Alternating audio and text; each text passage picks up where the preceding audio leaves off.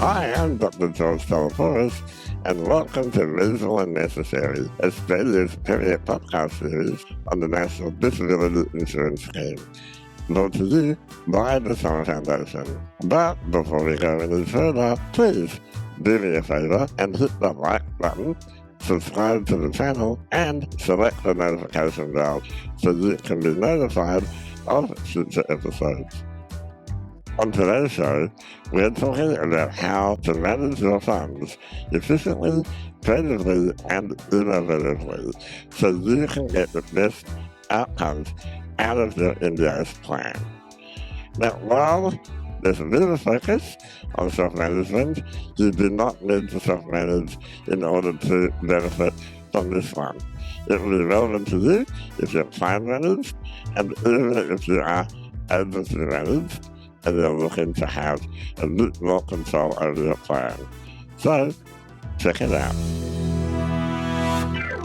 Sam Bennett, Sam Paior, welcome to the show. Thanks for having me. Thanks for having me. How about we start with some introductions? So, Sam Bennett.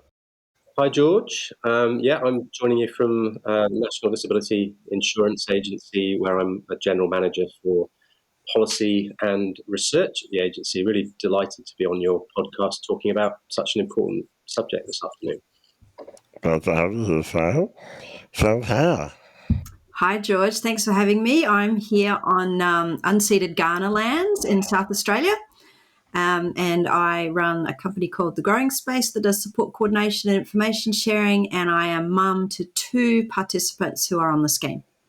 Now, Sam Paior, you're a bit of an expert, living guru in self-management, and I am so thrilled to have you on the show. I know that you love self-management. Can you tell us why you love self-management so much? It's funny, your introduction of me as an expert or guru really leads into this well, because I don't think I am. I'm an expert in my life, and I'm an expert in my children's lives with them. And that's where self-management is extraordinary, because you actually get to be your own expert of your own life. So, as self-managers, we get to banish, all the labels that the NDIS uses for supports, all the acronyms, STAs and ADLs and all the bits and pieces. We don't have to worry about that as self-managers. We just do what needs doing to live a really good life. We're the innovators, we're the leaders of the scheme. We're the ones trying to figure out how to do things so that we and the people that we love, if you're a nominee, for example, can live good lives. We make our claims on support categories, George. We don't use line items, and we don't use the price guide. We do, we can be innovative, right? Yeah. We can do things outside the box, and that's really powerful, and that can change lives for the better. Are there any disadvantages, Sam? Well, look, it's a little bit of work. You've got to keep your records. It's nice if other people would do that, but, you can use your self-management funding to ask someone else to keep those records and do that work. So you get to prioritise how you use those funds. Indeed, it's your decision entirely. Sam, your son was featured in the self-management guide that came out a few years ago. He was in the Australian talking about how he self-manages, and it's a really exciting and interesting story for people to hear. So can you just tell us that story so that the listeners can know how your son has been benefiting from self-management? Sure. I mean, it's just a piece of it, I guess, the part that was in the guide to self-management. And I kind of feel like everyone's heard this story, but I keep getting questions about similar things. So I'm guessing people haven't heard it all. But Ben and one of his best mates, Charlie, they were 18 years old, had just sort of become adults, keen to be thinking about moving out in the future and about becoming, doing adult things. And I guess both have been exposed to families drinking alcohol and what have you. And I, to be honest, was a little nervous about them using alcohol inappropriately and not having the same understanding that someone without a cognitive disability might have about the dangers and stuff. And I thought they really needed to learn about this, but, the fat old 50-year-old woman mum is not really the right person to teach somebody that stuff, an 18-year-old young man. So I approached one of Ben's workers, Clary, a young man who was an OT student working independently, and I asked him, do you reckon you could take the boys away and teach them about this stuff? And he said, oh, yeah, I'll be up for that. Of course he was, which was pretty cool.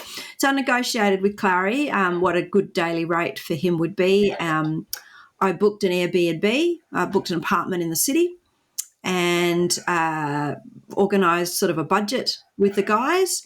And they went away for the weekend and they learnt about safe alcohol use. They went out late night clubbing to see what drunk people looked like and how to avoid them.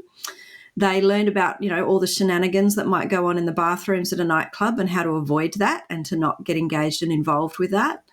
All sorts of stuff. They went and played mini golf, actually, at a mini golf place that also serves alcohol. So they got to see how they got worse at mini golf the more beers that they had. So there were lots of lessons there that you wouldn't get from your mum, I'm thinking, that would be really tough. And, of course, when I went through the guide, when you go through that guide to self-management and you look at that can I buy it list, which I'm sure we'll talk about, I was able to tick all of those things. This was an educational experience for these guys, and it had the added bonus of giving me a break from the kids and giving the boys a break from their parents as well, because most 18-year-olds don't spend 24/7 in their family homes. They're off with their mates. They're off up the river. They're camping. They're going down the beach. They're doing other stuff. And Ben and his friend Charlie don't have as many of those opportunities. And this was one opportunity to do that. How much of that experience was funded by the NDIS and how much was funded by your own family's money? Well, what I do is whenever I use my NDIS funds, I think about it at a really basic level of what would we spend if he didn't have a disability. Like, he'd still go off and have party weekends with his mates, right? But most 18-year-olds are not going to go book an Airbnb. They're going to stay at a friend's shack, or they're going to go camping, or they're going to crash at a parent's house when the parents are away. But our kids with their disabilities need more support than that. And I also needed a break from a lot of that caring work and responsibility as well. And he needed a break from being in my face all the time, me being in his face all the time. So from that regard, I thought the accommodation was a disability-related expense. Personally, I don't think the food was a disability-related expense. So we didn't actually claim all of the food. We certainly didn't claim when they went out to the pub for dinner, for example. Everyone will do this differently. When you read the price guide, for example, or the operational guidelines, it will tell you that food is included. But I try to take it down to a really base level and say, what would I be spending if he wasn't disabled? And what are we spending just because of his disability? And the stuff that we spend because of his disability is the stuff that I claim through his NDIS. So I claimed the accommodation, I claimed Clary, I claimed no, I didn't claim transportation because they went on the trams everywhere because they were in the city. I think I claimed some of the smaller activities, but not the big one. They went to the beer and barbecue festival, and I didn't claim those tickets at all.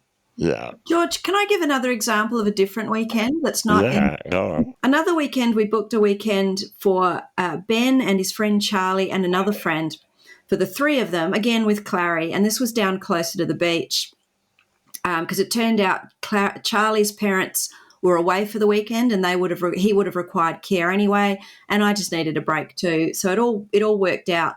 Anyway, we booked this weekend at an Airbnb down the beach, and I said to Ben before he left, hey, don't forget about your friend, I don't know, make up a name. Don't forget about your other friend who lives down in that area. You might want to give him a call and see if he wants to come and hang out with you at some point during the weekend. Anyway, the boys went down for the weekend. They had a great weekend. They watched, they sat around, they drank beers, they watched movies, they went kayaking on the river. They had some fun stuff. Months later, I bumped into the other guy's mum, the guy who lives down in that area, who was not part of the weekend, right?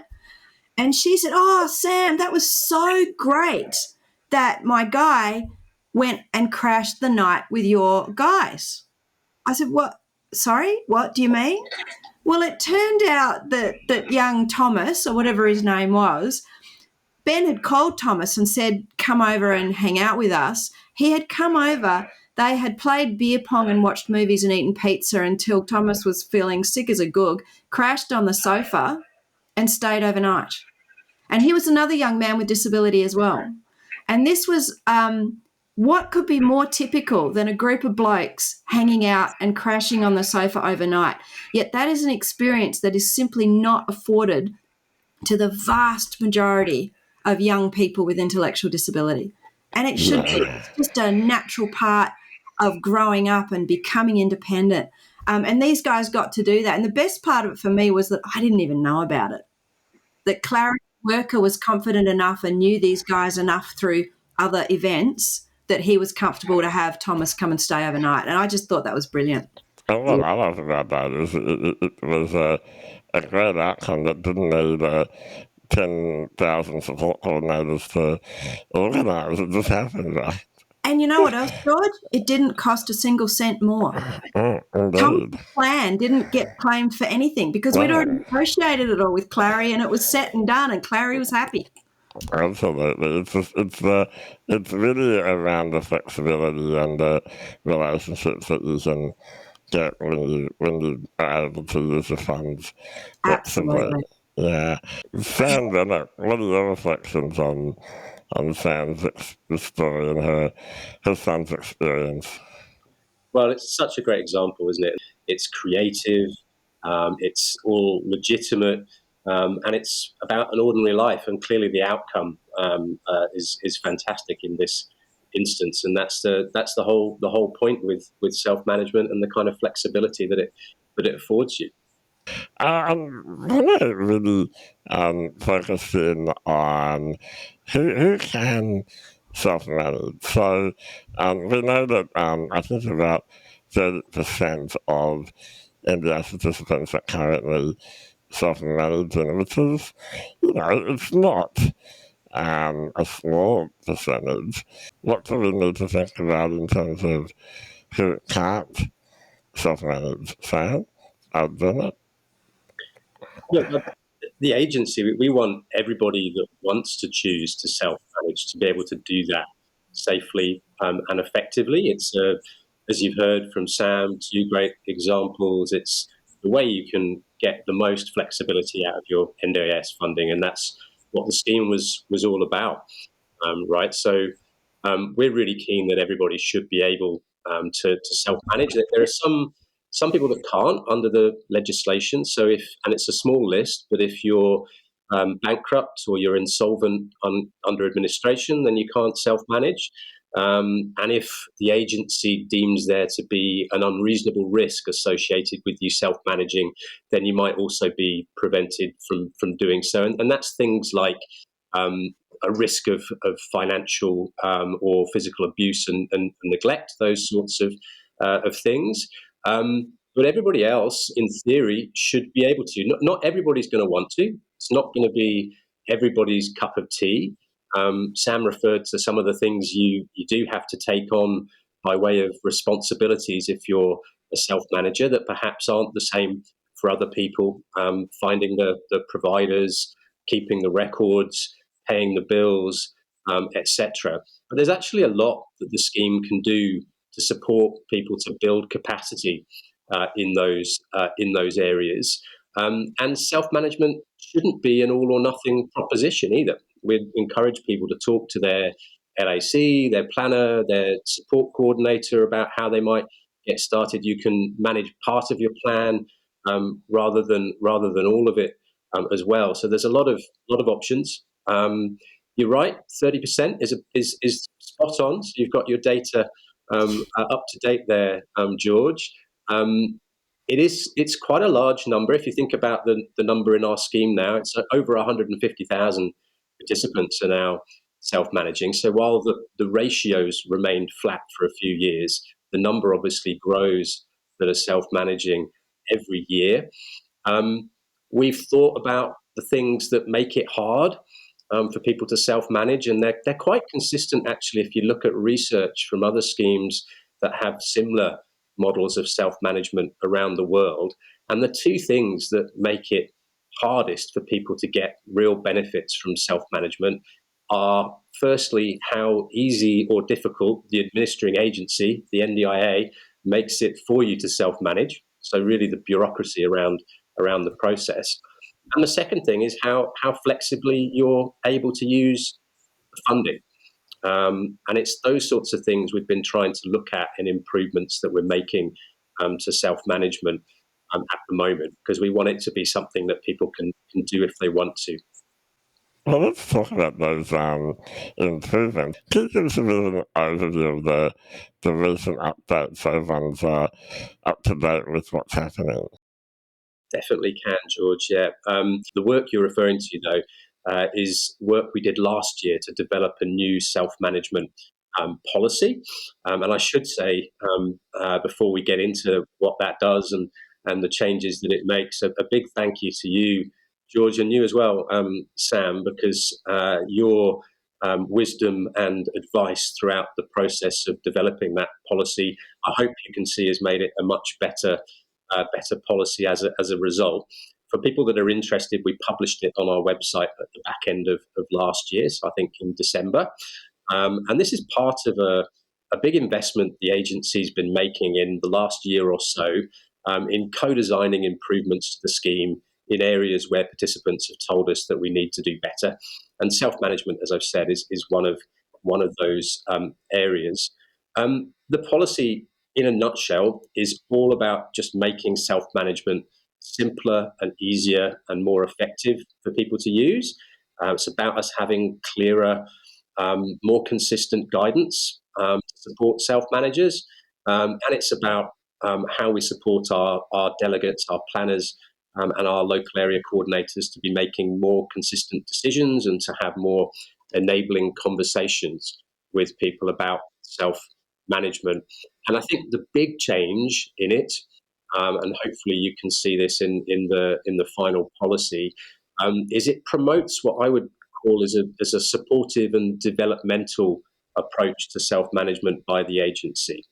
And what I mean by that is we're seeing building someone's capacity to self-management as a really valuable goal in and of itself. And we're better defining through this policy the kinds of supports that we can put in place to do that for participants, for child representatives and nominees that may want to self-manage. There's no big changes in here that people need to be worried about. It doesn't fundamentally change what's expected of you as a self-manager, but it is just about making things easier and clearer. And we'll be doing quite a lot this year to help to implement that policy, and we hope it will result in more people giving it a go. There's a couple of things I would draw out that we'll be doing this year as part of our work to implement the policy.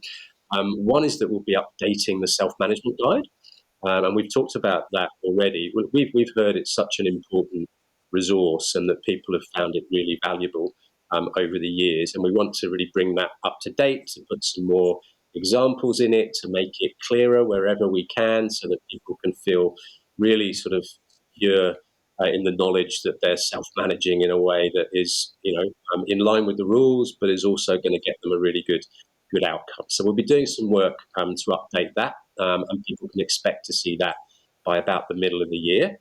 And the other bit that's really exciting as well that will take shape this year is some training and resources that we want to produce for participants. And I'm talking about things like online modules and orientation packages if you're starting to think about self-managing for the first time.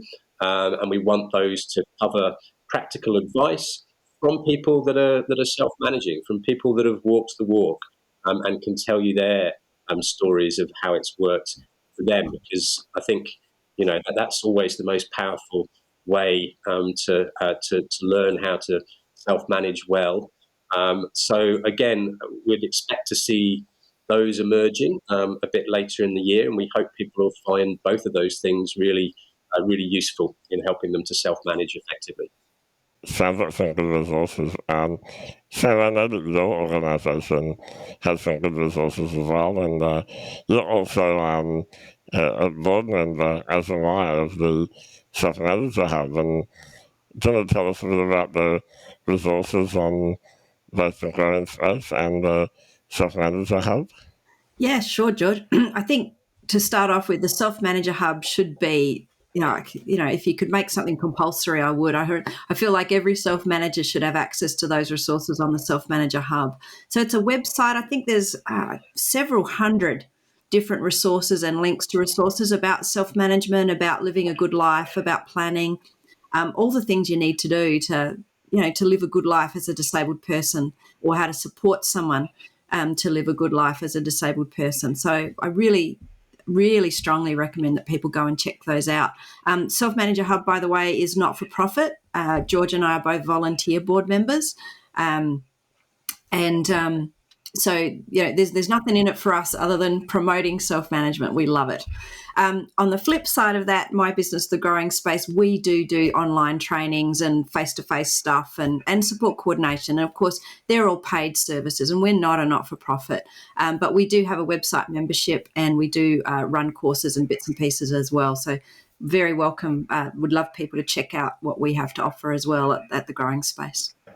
Yeah, and the advice that I give people is to, as Sam Bennett said, you don't need to manage the whole plan. Like, start with a proportion of your plan and see how it goes, and you'll slowly develop different skills.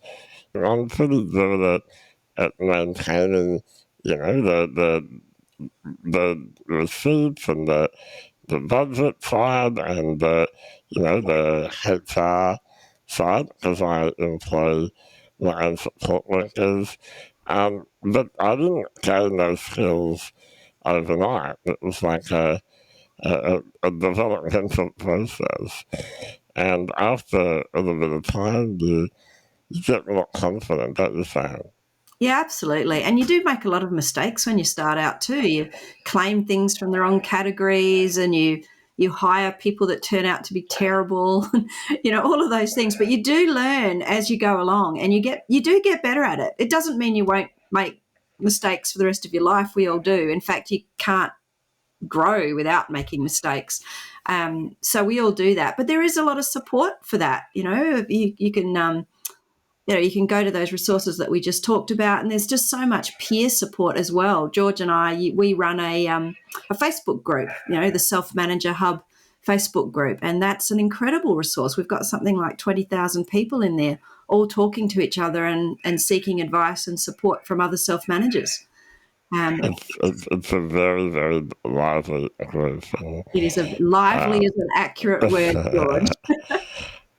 Sam, is there anything that the agencies should be doing differently, do you think, in the space of self-management? Yeah, of course there is. We can all always do better, and the agency is no exception.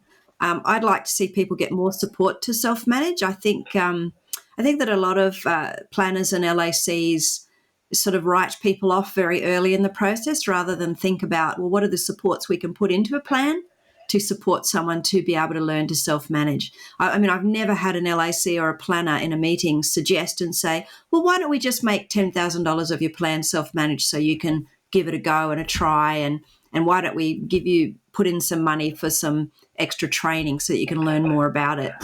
So I haven't seen that. So I'd really love to see the agency getting better at that. And the other area, which is actually pretty concerning, is when the agency, it feels like they're arbitrarily shifting people out of self-management into plan or agency management. And they're not having that discussion with the participants at the time. So they're not supporting people to understand, well, A, that it's even happening, or B, why it's happening, and C, what they can do about it. And I really think the agency needs to make that a really big focus, because we're seeing so much of that right now. It's happening a lot. It needs to be a very transparent process. And people need to understand why it's happening, because sometimes a planner will say, well, look, we saw an invoice from a company that would have nothing to do, from a nail salon, for example, and then they'll switch you over to agency management. But it might turn out that person's getting fake nails because they've got neuropathy and they can't type without fake nails. Totally disability related and appropriate to be claiming. So there's lots of different reasons why people claim different things, and the agency needs to do a better job of finding out what people are doing and why, and supporting those choices where they are appropriate. Sam Bennett. Look, on the support, I completely agree. You both described it very well, and the policy we've developed does that. This needs to be a developmental process, and that we do need to get better at making sure that people have support to give it a go, and that our staff are using the guidance that we provide consistently in enabling participants to choose to self-manage where that's their intention. Um, there are supports that can help people to build capacity in those areas, and we would agree that they're underutilized at the moment, and also that actually, whilst the headline numbers we've talked about, the 30%, I think it compares reasonably well to other schemes internationally. If you actually look under that at take up of self-management for different people, different age groups, people with different disabilities, it's actually quite varied, and I do think that suggests that we need to do some more work to ensure that this is being offered and can be taken up by anybody that really wants to do so. So that's the intention. I think we're on a journey with it, Sam, and hopefully we'll get there or closer to where we want to be with some of the work that we've got planned and that I've talked about that we'll be doing this year. And look, the issue you've raised around delegates, planners, sort of changing someone's plan management option without their knowledge. I am aware of it. We're looking into it at the moment, and we want to make sure clearly that all the right rules and processes are being followed. There are limited reasons I've referred to earlier where someone should be stopped from self-managing, whether they're bankrupt, whether we've become aware of a new risk that can't be well managed, or whether there are instances where someone, for example, is repeatedly spending in a way that's not in accordance with their plans. So there are some legitimate reasons for that. But as a first port of call, we should be checking in with participants to see how their supports are going, to see how we can manage any new risks if there are any, and then to explain our decisions where we've made them. So, look, if this is a concern for any of your listeners, George, then hopefully they can be somewhat reassured that we'll take it very seriously. We are looking into the matter. I should also say I don't think it's a highly prevalent sort of nationwide issue. In the context of the 150,000 or so people that are self-managing, it can be quite hard to get the practice and the guidance consistently applied when you're operating at that kind of scale. So, look, I do hope by some of the things we're doing to make it clearer and easier, the guidance for our staff, we will start to see some more consistent practice, and we will address the sorts of issues that have been raised by Sam and others where we find them. Sam, I know that a lot of your participants, the participants that you support at the growing space, would have gone through the audit process. And a lot of us are quite nervous about, what happens if I get audited? What receipts do I need? And, what's the process like?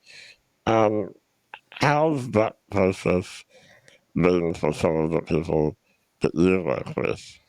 The word audit is pretty scary, but really all you do is you get a letter, usually, with a couple of payment request numbers on it, and it says, provide the receipts, please, for this, or the invoice.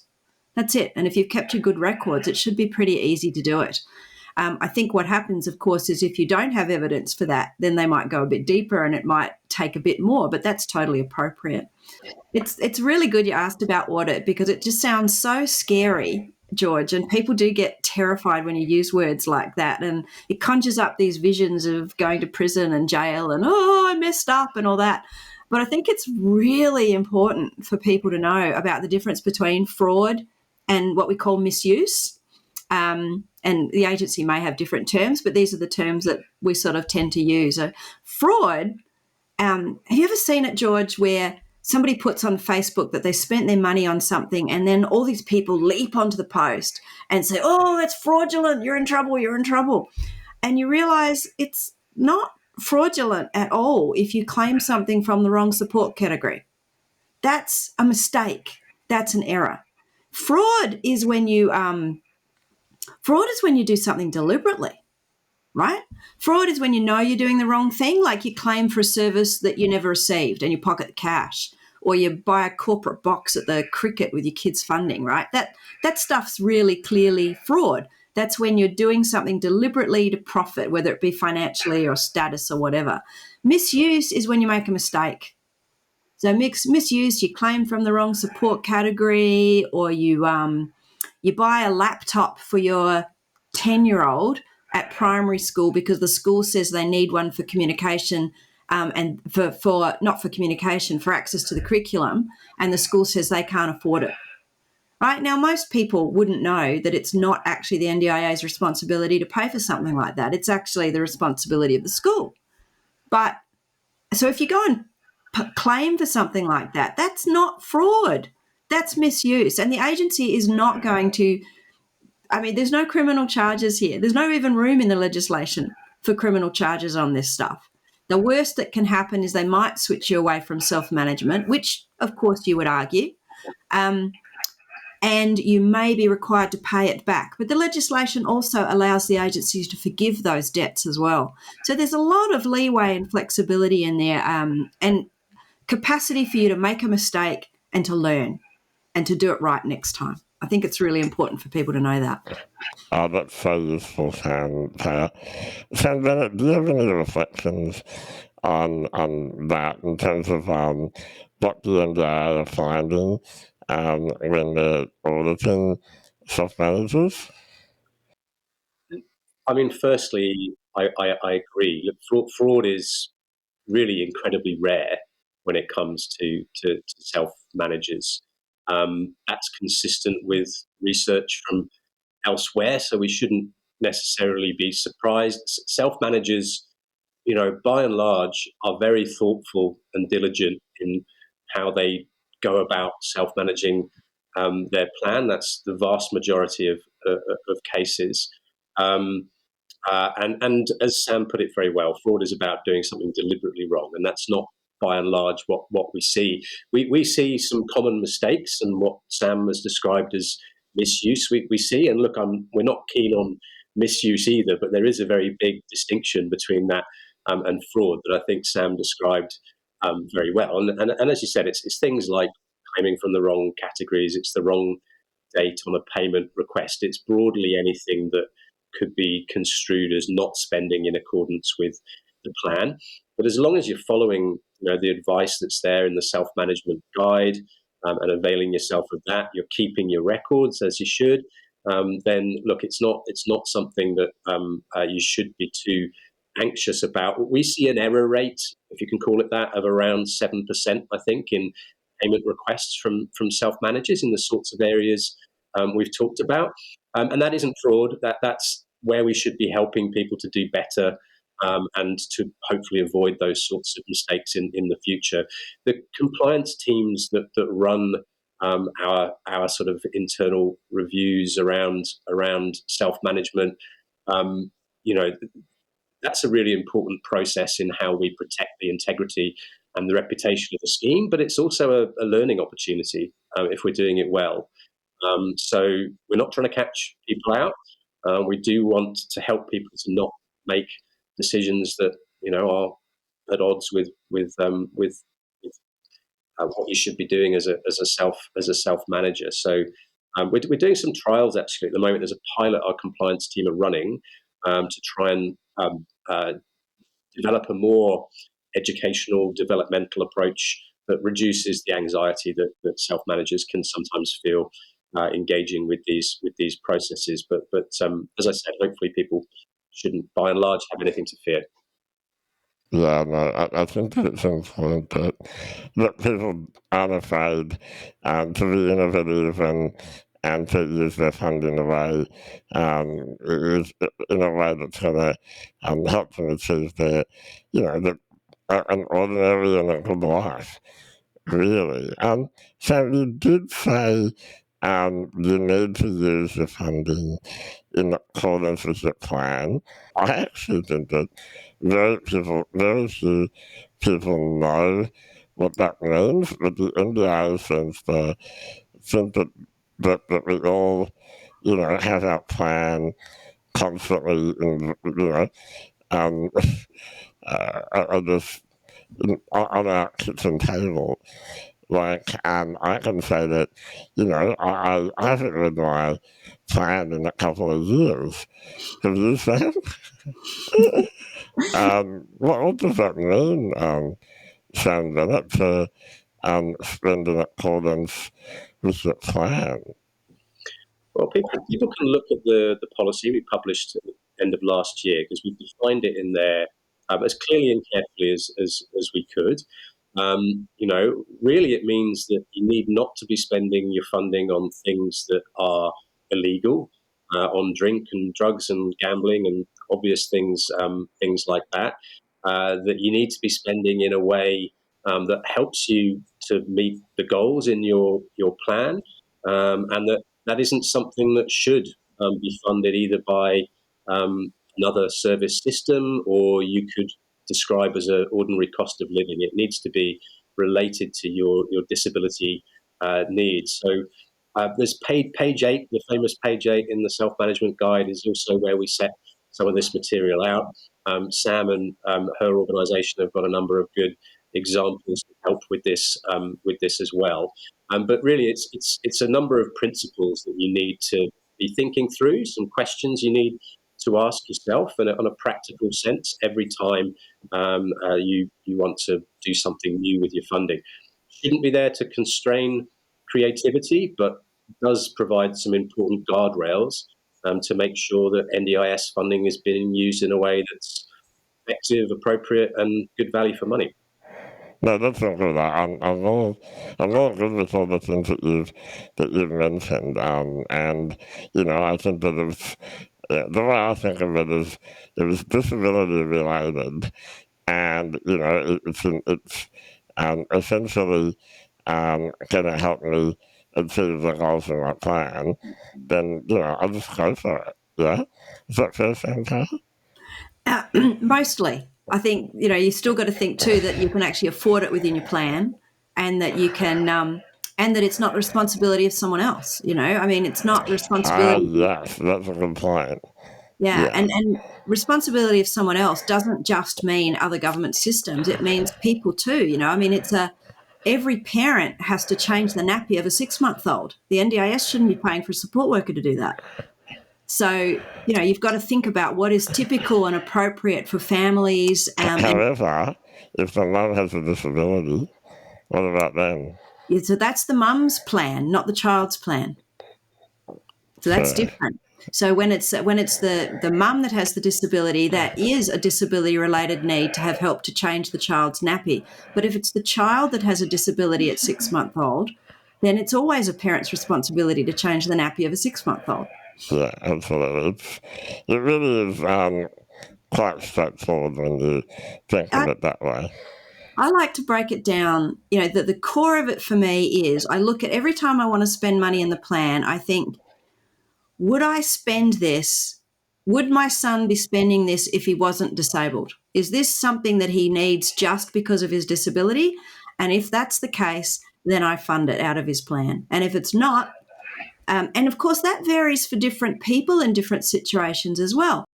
100%. And that's why when we're in a situation where someone says, "Can I buy that?" You have to say, "Well, that's entirely up to your own circumstances. No one else can make that decision apart from yourself." I get so stroppy on Facebook when people ask, "Can I buy this?" And a third of the people say no, a third of the people say yes, and a third of the people say you're going to go to jail. And I look at it and I just want to start slapping people around, because The answer is that nobody on Facebook knows the answer, because no one knows the intimate details of that person's life and what the related need might be. Indeed. We're going to move on to some questions from our wonderful Self-Manager Hub Facebook group. So people want to know why the call centre staff, why the planners and LICs are not referring people to the self-management guide, and that they want to know, if there can be more training, and that there'll be a better service through these avenues around self-management. Look, I think this is about consistency of advice, isn't it, really? And, we certainly heard in the work we did to develop the policy last year from people that was an issue. You could call and get one answer from somebody and a different one from somebody else. And in many ways, that's very similar to what Sam was just describing now in terms of the Facebook debates about this. Sometimes that's entirely appropriate for the reasons we've just covered, because it will depend on your individual circumstances, whether you can buy one thing. For some person might be fine, for somebody else it might be a different answer. But we do want clear and consistent guidance, consistently applied wherever we can. And I think supporting people to think about how they spend in accordance with their plan is one of those areas. We will be doing more training as one of the actions to implement our policy this year with our own staff, contact centre planners and local area coordinators.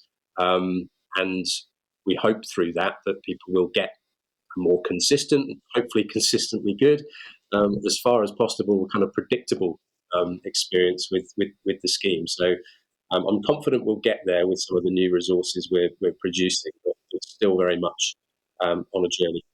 I don't think we can expect, call centre staff and LACs to understand and work through that with everybody. So that Can I Buy It list is really, it's quite a significant list of things to check through. And it's not just a checkbox. You actually need to understand what they're asking. Often, one of the examples is it's got to be, it's got to be good value, right? Reasonably priced. Well, it's got to be good value when you spend your money. And people always think that just means, well, I need a tipping kettle, therefore I've got to compare all of the tipping kettles. But it's bigger than that. Is there a different way to make coffee? Maybe it's not about the price. And people need training on how to use that list. I think that's really important. So I'm really glad that Sam and the agency are working really hard on making a whole lot more of that stuff happen. Yeah, absolutely. The next question is really around a problem that's been around for years, and that's the community perception that you have to spend every cent in your plan in order not to have your funding cut. Sam Bennett, what are your thoughts on that? Well, look, we understand that there's a lot of reasons why somebody might not spend every cent in their plan during the course of a year. It could be for entirely planned reasons. It could be for entirely unplanned reasons as well. Every reasonable and necessary decision we make should be based on a person's individual needs and circumstances at that point in time, considering all of the things that we need to take into account under our legislation. And people should expect, if they're in the scheme for a long time, that their funding might go up and down as circumstances change, or as one goal is achieved and another is articulated. That's just the way a scheme like ours should run. But for that to work really well, I think it all comes down to trust. Trust that the scheme is going to be there for you when you need it, to the extent that you need it. And look, I think we're still on a journey with that. It's still a young scheme. An insurance model with an individualized funding approach is a very new thing. A lot of people getting support for the very first time still. So I think it's just something we need to keep working on so that we can really build that trust between the NDIS, the agency, and all of our participants. Sam Paior. Look, I don't actually see this happen in real life. And to be honest, if someone doesn't use half of their plan, they maybe didn't need all of their plan unless they've got a good reason. So if they can't articulate a reason and say, well, look, we just couldn't get workers, or it was the pandemic and I was locked inside my house, if they don't have a good reason, then maybe they don't actually need double the money that they used last year. So use it or lose it. I don't know. We don't actually see that borne out too much on the ground when people don't use. If there's good reasons, they're generally getting rollovers or repeat plans anyway. The last question relates to the NDIS price guide. The question was, can it be renamed to highlight that it is for registered providers? Sam Bennett, what are your thoughts on that question?